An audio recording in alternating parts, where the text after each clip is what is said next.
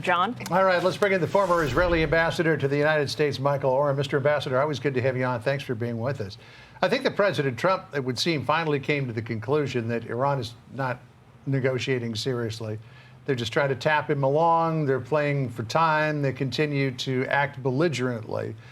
So Ed Lawrence from Fox Business asked him the question yesterday about, remember when the president gave the order to get rid of ISIS? Would he do something similar with the IRGC? Listen here.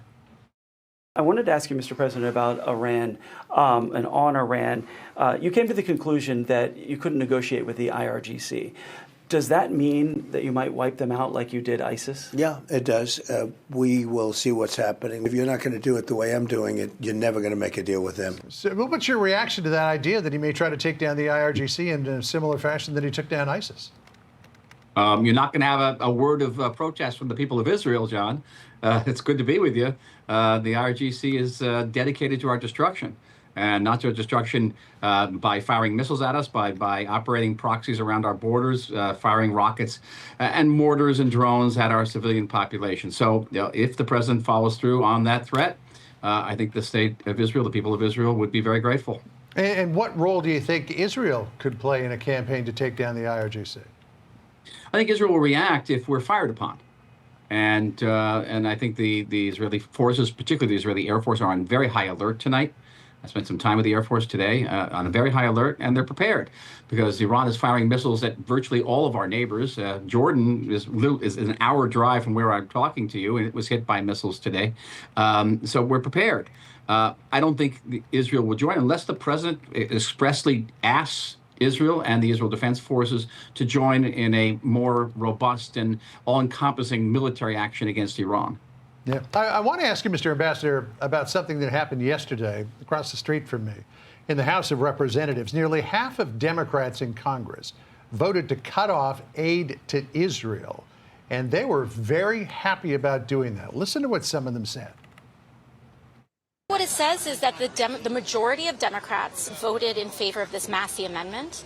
And to me, what it says is that the majority of the Democratic Party is most in touch with the American electorate writ large. A majority of Democrats in this building refused to vote to send billions of dollars in weapons to the Israeli military.